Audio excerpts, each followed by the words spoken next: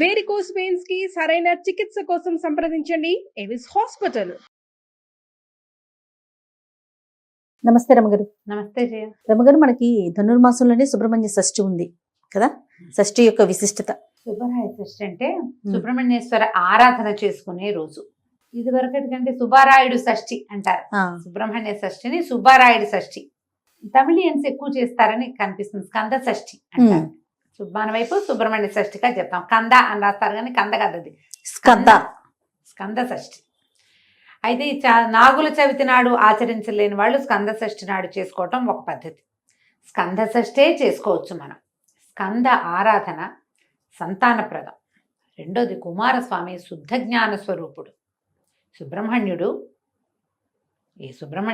జ్ఞానస్వరూపుడు.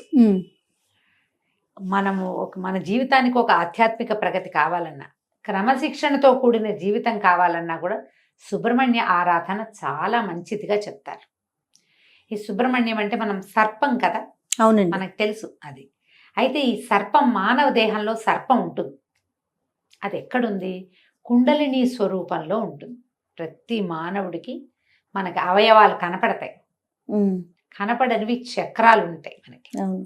షట్చక్రాలు ఉండి 6 చక్రాలు ఉండి పైన 7వ చక్రమైన సహస్రార చక్రంలో అమ్మ అంటే మా శక్తి కొలువై ఉంటుందని చెప్తారు. ఈ శక్తిని చూడాలంటే మూలాధార చక్రంలో ఉన్నటువంటి కుండలిని శక్తిని నిద్రలేపి ఆ శక్తి ద్వారా మనం అమ్మని చూడగలుగుతాం.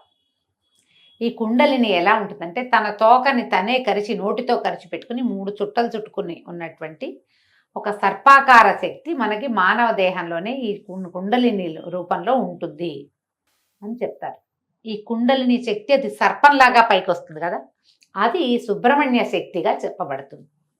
జ్ఞానం కలిగినప్పుడే, మనలో జ్ఞానం వికసించినప్పుడే మనం ఈ చక్రము ఆ చక్రాన్ని సరిచేయటము, అది మిగిలిన చక్రాలను భేదనం చేసుకుంటూ ఆ చక్రంలోంచి ఈ కుండలిని శక్తి బయటకు వచ్చి ఒక్కొక్క చక్రాన్ని దాటుకుంటూ చక్రభేదనం చేస్తూ తురీయ స్థితికి పై దాకా అది రావాలి అంటే కనుక జ్ఞానం కావాలి మనుషులకి. అంతేగా మనం ఈ కుండలిని భేదన చేసిన వాడు, చక్రభేదనలు చేసిన వాళ్ళు మన చుట్టుపక్కల కొంతమంది మహానుభావులు కనపడతారు. సాధారణంగా చక్రభేదన జరిగినప్పుడట షట్చక్రాలను ఒక్కో చక్రాన్ని భేదించి శక్తి పైకి వస్తున్నప్పుడు ఒక్కొక్కళ్ళకి కొన్ని రకాల శక్తులు వస్తాయి. ఆ శక్తులకి లోబడిపోతారు చాలా మంది. శక్తికి లోబడి అది ప్రదర్శనకి పూనుకుంటారు. ఓకే. లేదా చుట్టుపక్కల వాళ్ళు ఎవరైనా సరే దాన్ని ప్రబోధిస్తారు, నువ్వు అద్భుతమైన వాడివని. వెంటనే వీళ్ళకి అహంకారం మాయ వాళ్ళని పైకి ఎక్కనివ్వదన్నమాట. అహంకారానికి లోనయ్యి అది అక్కడే ఉండిపోతారు. ఉండిపోయి ఆ శక్తులు ప్రదర్శన అంతే. ఇంకా తర్వాత ఇంకా ఉపాసన పైకి వెళ్ళటము, సహస్రారంలో శక్తిని అసలైన అమృతాన్ని అందుకోవటం చేయలేకపోతారు. చక్రభేదనం జరుగుతుంది చాలా మందికి, చక్రాలు వెళ్తాయి. కానీ ఎక్కడ ప్రతి చోట వచ్చేసరికి ఒక్కొక్క చక్ర భేదన జరగంగానే ఒక్కో రకమైన శక్తి ఆవిష్కారం జరుగుతుంది. ఆ జరిగిన శక్తి ఆవిష్కారానికి లోబడి మాయకి లోబడి ఉన్న వాళ్ళు అక్కడే ఆగిపోతారు. సుబ్రహ్మణ్య ఆరాధన వల్ల మాయని తొలగించుకుని మనం మనుషులు ఆ అమ్మవారిని చూడగలుగుతారు, అమృతత్వాన్ని సాధించగలుగుతారు. మనకు ఎంతో మంది గురువులు చాలామంది కనిపిస్తారు. వీళ్ళందరూ కూడా అంటే చాలామంది జనాల్ని ఆకర్షించగలిగిన వాళ్ళు, ఎక్కువ మంది జనాలు వాళ్ళ చుట్టూ చేరుతారు. వీళ్ళకి వాళ్ళంతటా వాళ్ళకే సహజంగానే చక్రభేదం జరిగిన వాళ్ళు అయి ఉండొచ్చు, లేదా ఉపాసన ద్వారా చక్రాలని భేదించిన వాళ్ళు కూడా అయి ఉండొచ్చు. ఎప్పుడైతే జనము గుమికూడటము చాలామంది వేరే రకరకాల మార్గాలు వచ్చినాయో, ఏ స్థాయికి వెళ్ళారో ఆ స్థాయిలో ఉండిపోతారు. మనం ఎంతో మందిని గమనిస్తాం, పెద్దవాళ్ళని చూస్తాం, వాళ్ళలో విపరీతమైన జనాకర్షణ ఉంటుంది. వాళ్ళు ఏం చెప్పినా వింటారు జనం. అవును, వాళ్ళ వెనకాల పరిగెడతారు, వాళ్ళనే పరమ గురువుగా భావిస్తారు కూడా.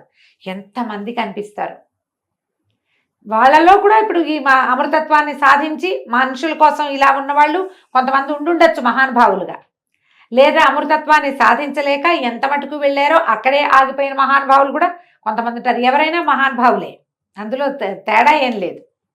కాకపోతే వాళ్ళు ఎంతవరకు వెళ్ళారు, ఇంకా ఎంత వెళ్ళాలి అనే జ్ఞానాన్ని సుబ్రహ్మణ్యుడు ప్రసాదిస్తాడని చెప్తారు. మనం ఇప్పుడు మామూలు మనలాంటి వాళ్ళకి ఏం తెలిసాయా? ఇవన్నీ విని తెలుసుకుని చదువుకుని అంతే. ఆ, ఈ చక్రము భేదించడం అంటే ఏమిటో సాధారణ మనుషులకు అర్థమే కాదు. అవి నాకు అయిపోయింది అనుకుంటారు.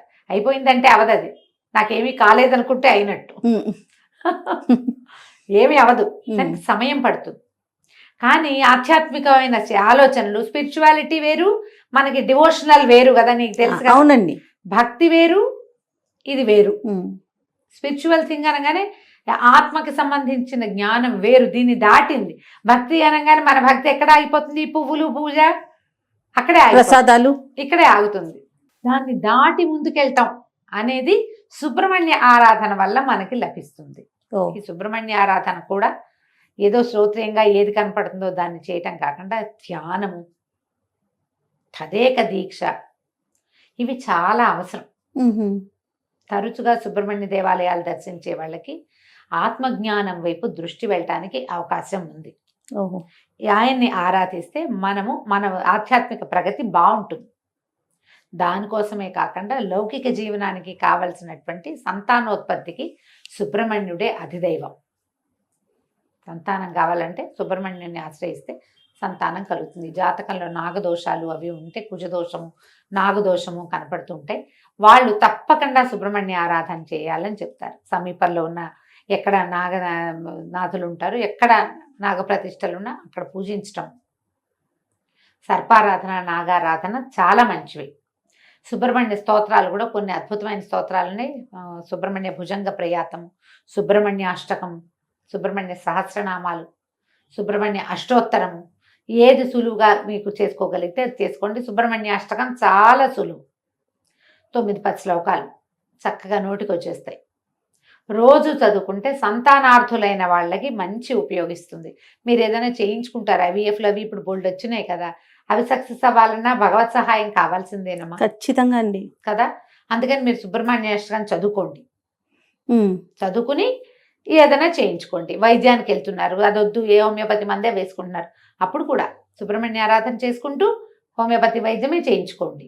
ఉహుం, దానికి వెళ్ళినా దీనికి వెళ్ళినా ఎప్పుడు కూడా భగవత్ సహాయం తీసుకోదలిస్తే సుబ్రహ్మణ్యుడు దీనికి అధిదైవంగా ఉంటాడు. ఉహుం. వివాహాలు ఆలస్యమైనా, సంతానం. సంతానం లేట్ అయినా, లేదా అబార్షన్లు అయిపోయే వాళ్ళు ఆహా.